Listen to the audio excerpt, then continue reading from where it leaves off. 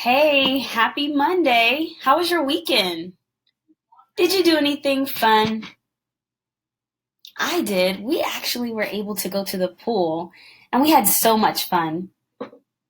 Are you ready for another day of Number Corner? Well, today is day 10 and we have a couple things on our agenda. We're going to update calendar grid like we normally do. We'll update our calendar collector and then we have another problem string. And I just love problem strings. Don't you? So I went ahead and behind me, I have updated our calendar for the weekend. So just take a moment and look at that. And then we'll update our calendar marker for today.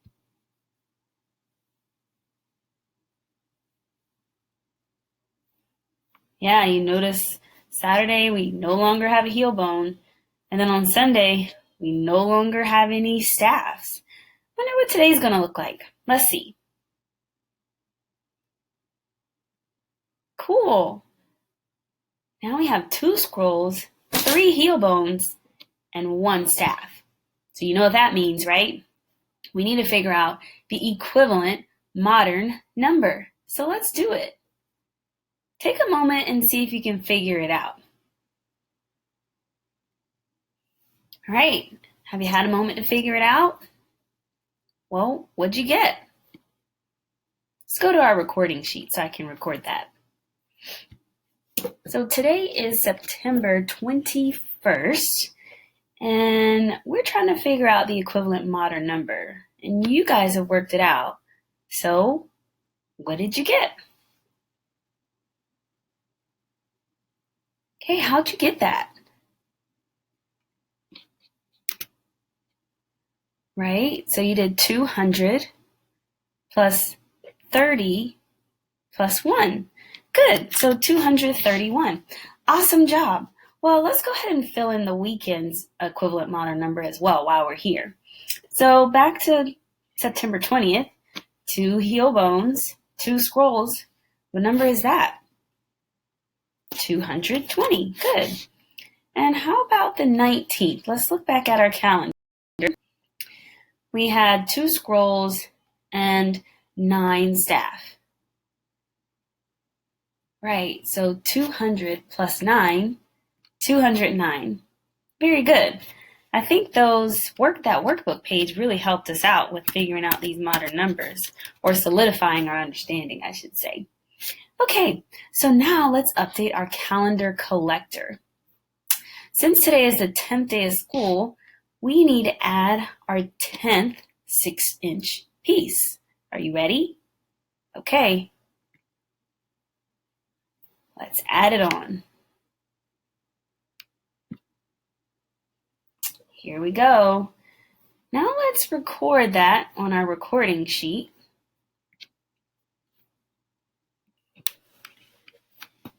Okay, since we have 10 6-inch pieces now, how many inches do we have? Right, 60, because 10 times 6 is 60 inches. Okay, so then how many feet is that?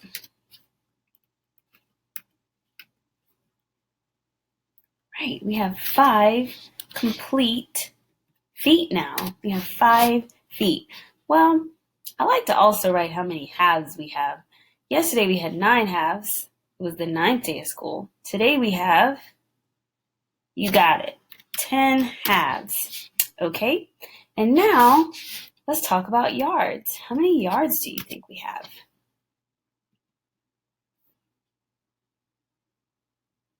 Okay, so we have 1 full yard. That's correct. And how many 6 pieces do we have? Because one of our 6-inch collection is 1/6. So let's go back and look at it just to make sure. And we have 4 of them on this yard piece so far. So we have 1 and we have 1 complete yard, and now we have, right, an extra 4/6. So it would be 1 and 4/6.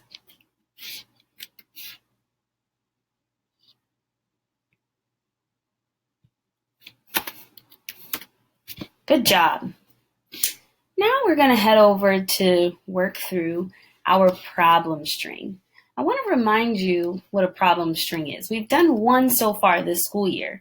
You may have done some last year, but just to remind you, a problem string is when you have a series of connected math problems, and usually they progress from easy to more difficult. But the good news is more than likely, somehow the equations are related. And our goal of a problem string is to become more efficient. That means we can find better ways to solve problems quickly and accurately. So open up your Number Corner workbook to the next available problem string page and go ahead and put today's date at the top of the paper. And you can even write problem string too. If you need to pause this video to have a moment to do that, please do so. Okay, I'm ready when you are. Let's zoom in. And I'm going to make myself smaller over here. And let's look at our very first problem. This morning, the second and third grade classes went outside to play a game. They were in one long line, and every 10th kid was holding a flag. If there were 8 flags and no kids beyond the 8th flag, how many kids were lined up for the game? Now, the nice thing about this problem, we put it in context for you, is they already tell you which operation you're using, so you don't really have to think about it, but I do want you to make sense of the problem. I also want you to know that usually the problem that is given helps you visualize a model to use. And in this case, students are standing in a long line, so what model do you think we might use to represent that? Right, a number line. So I'm going to draw a number line. Get my drawing tool here. And I'm going to start it here. And I'm going to just make it about this long. Okay, so you guys can draw a number line with me in your journal. I'm going to go back and read the problem again just to make sure I really understand what's going on before I fill in the numbers on my number line. Second and third grade classes went outside to play a game. They were in one long line, and every 10th kid was holding a flag. If there are 8 flags and no kids beyond the 8th flag, how many kids were lined up for the game? So what's some important information from this problem? Right, it says every 10th kid, which means when I label my number line, I'm probably going to label it counting by tens, right? Because every 10, you're going to have a flag. So go ahead and label your number line by tens, and keep in mind that, wait, we need to know some more information so we know how many tens to label. It says there are 8 flags. So that's a hint. Right, so we probably need to go up to 80. So I'm going to do that, and I want you to do that as well. All right, here's what my line's looking like so far. And now I need to label it with my numbers. And my number line is going to start at 0. So if you haven't labeled your numbers already, please do so really quickly. All right, so my number line has been labeled. Now, you guys may have heard me read this problem and saw the equation that matches the problem. And so you probably already figured out that the answer is 80. So how many kids were lined up for the game? 80, right. And so I'm going to represent that like this. I could do this. Here's 10, 20, 30, 40, 50, 60, 70, 80. And I'm going to write the equation 8 times 10 equals 80. Are we good with that? Except for I need an equal sign, right? All right. So 8 times 10 is 80. Perfect. Let's keep moving on. The next problem says, Then the game changed. This time, every 20th kid had a flag, and there were only 4 flags. So, how many kids are there now? Go ahead and pause this video and work through that problem. I'll read it one more time. Then the game changed, and this time, every 20th kid had a flag, and there were only 4 flags. How many kids are there now? Work it out. You can do it. All right. Remember, I said in problem strings that the problems go from easier to harder and that a lot of times they're connected. So our goal is to find efficiency. You may remember from last time, or hopefully you recognize, the relationship between these two problems. I had 8 times 10, which was 80. Now I have 4 times 20. If you didn't see it at first, before I tell you exactly what it is or what I was hoping that you would see, I'm going to show it to you using the exact same number line that we started off with. So if I have 4 times 20, that means I'm going to hop, and I'm going to change my color so you can see it. I'm going to hop 20 4 times, okay? So here's one hop of 20. Here's another hop of 20. Here's another hop of 20. And here's another hop of 20. What do you see? Exactly. The product is the same. And just to break it down even further for you guys to see why or how the product is the same, I'm going to record the expression or the equation down here for you to see it. 4 times 20 is the same thing as saying 4 times 2 times 10. Do you guys remember that from our game Splat? Right, because 20, if I break 20 down, 20 is 2 times 10. And so I can go even further here, and I can associate, instead of associating 2 times 10 together, which is where we got our 20 from, I can move around those parentheses, which is the associative property, and I can associate 4 times 2 instead of 2 times 10, because I'm going to get the same answer. And when I reassociate those numbers, look what happens. I still end up with 8 times 10, which is still 80. Do you see it now? Great. Let's make it a little smaller so we can kind of fit it here in our area. So we started with 8 times 10. We went to 4 times 20, so we halved one factor and we doubled the other. And you may remember from last time, when that happens, our product is going to stay the same. Okay? All right, let's look at the next problem. Here's the next problem. Take my pen off. Okay, then the game changed again.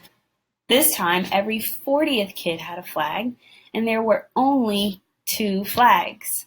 How many kids are there now? Well, let's look back at our original number line here. Now we have 2 times 40. Hopefully you recognize we just halved one of the factors and we doubled the other. Let's see what that looks like using our number line. I'm going to change my color again, and this time let's use black. So I'm hopping 40 2 times. So here's our first hop of 40, and here's our second hop of 40. Has our product changed? No, we still have 80 kids. Now, I'm going to break that equation down for you guys again, just to make sure you really understand what's happening with having a factor and doubling the other, and making sure you understand the associative property. So we have 2 times 40, which is the same thing as saying 2 times 4 times 10. Remember that from Splat, right? Well, the associative property says we can reassociate different numbers or easier numbers to work with, and we're still going to get the same product. So instead of associating 4 times 10, I'm going to associate 2 times 4. Still times 10. Well, 2 times 4 is still 8. And we still have our times 10, which leaves us with essentially the same problem. Different factors, same product.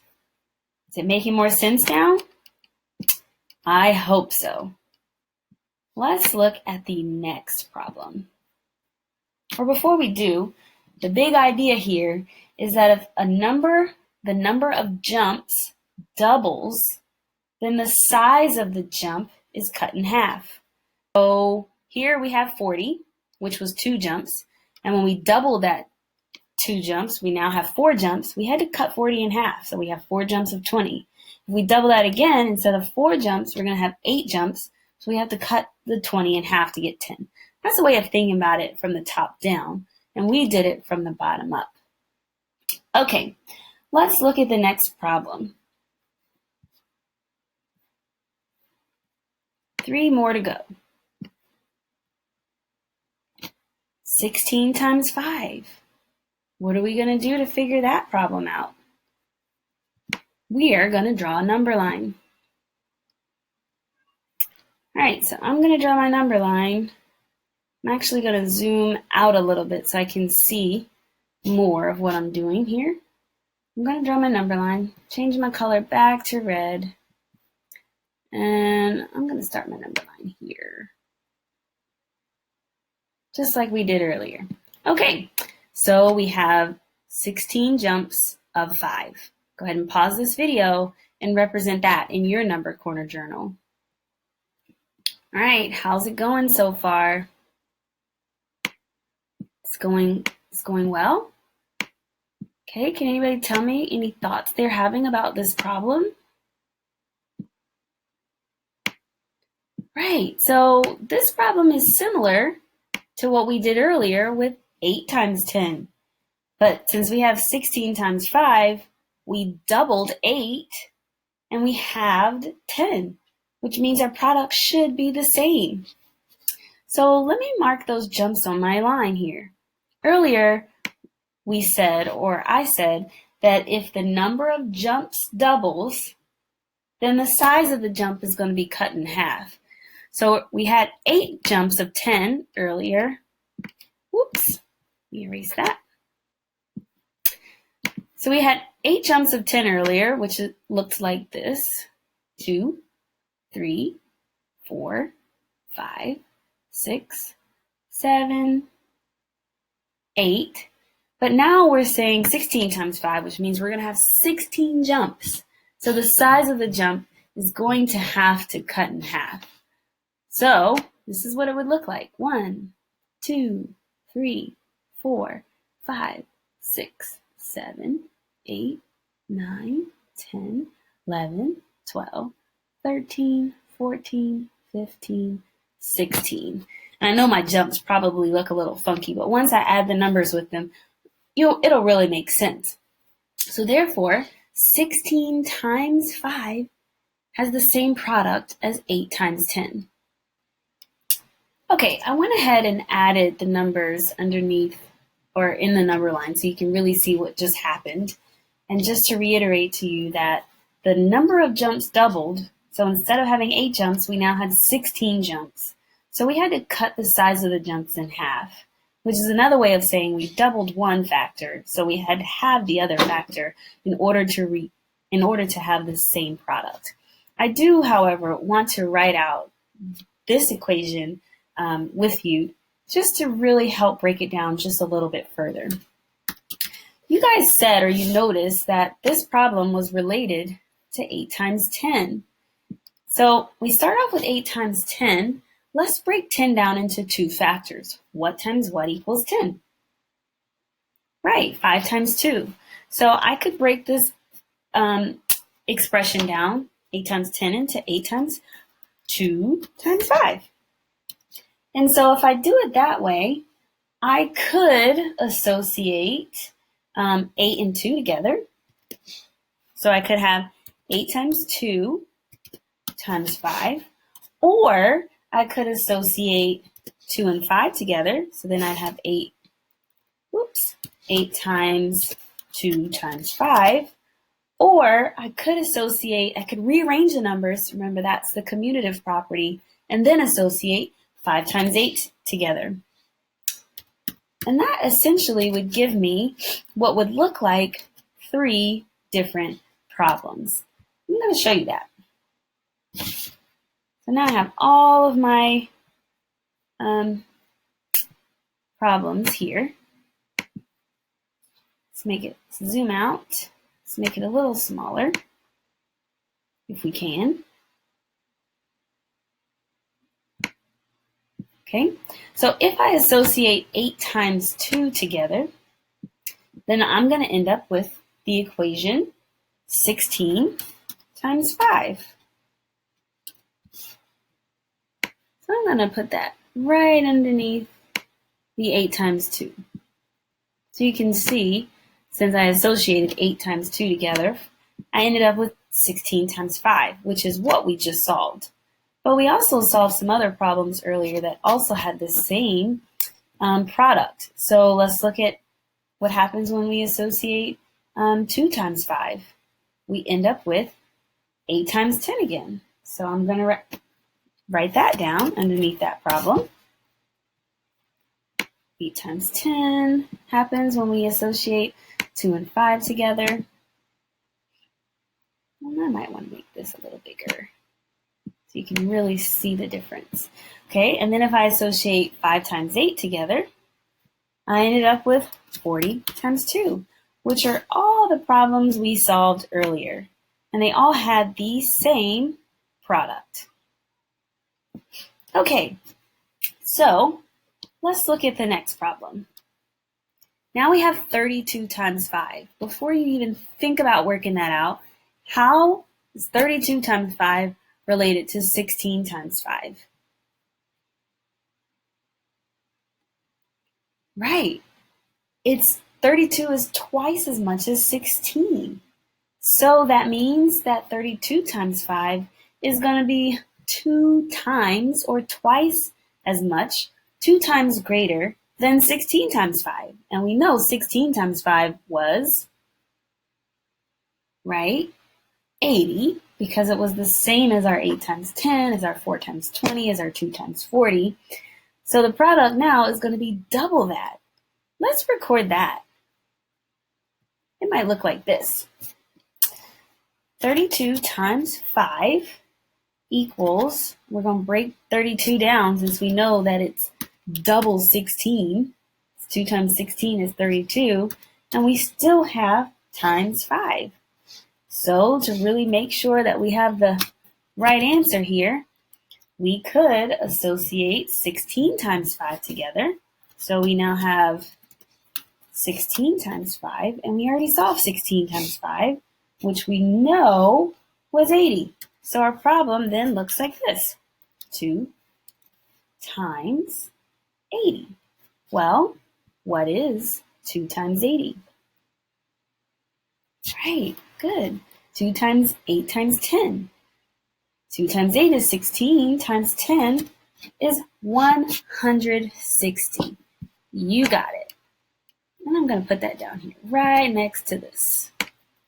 I'm actually going to remove that so we can really see what's happening here. Okay, are you ready for the very last one? Let's do it. 16 times 10. Did we just solve 16 times 10? Right, 16 is half of 32. So then it's going to be half of 160. Or we could also think about it as 16 times 5, and we doubled one of the factors. So if you double one of the factors, you're going to double the product. And I think I said it wrong just a second ago. 16 is half of 32, yes, but 10 is twice as much as 5. So we doubled one factor, and we have the other, which means our product should stay the same. And if we compare it to 16 times 5, only one factor changed. One factor doubled. And when one factor doubles, our product doubles. We saw that with our last problem string. So the product of 16 times 10 is going to be 160 because We doubled one product or doubled one factor and halved the other for 32 times 5 if you're comparing these two. If you're thinking about it, 16 times 5 and then 16 times 10, it means we need to double 16 times 5, which is going to give us 160. So I use parentheses in these equations because I wanted to show you which numbers to multiply first. When you have parentheses, usually that's what you're going to do first. And changing the way you group numbers or changing the order in which you write the numbers is not going to change the product when you're multiplying. And those are those properties we talked about, the associative property and the commutative property. Doing that helps make problems easier to solve. So the next time you see a multiplication problem, especially the next time we do a problem string, I want you to think carefully about how you would want to group some of those numbers before you multiply them, because it just may make it easier for you to do. So we worked through our problem string together. Thank you for making the effort to stick with me. I hope that you've recorded all of this in your Number Corner workbook, and if not, pause the video so you can see it so that you can make sure you have everything recorded. And I'm going to see you tomorrow. Have a great rest of your Monday. Bye now.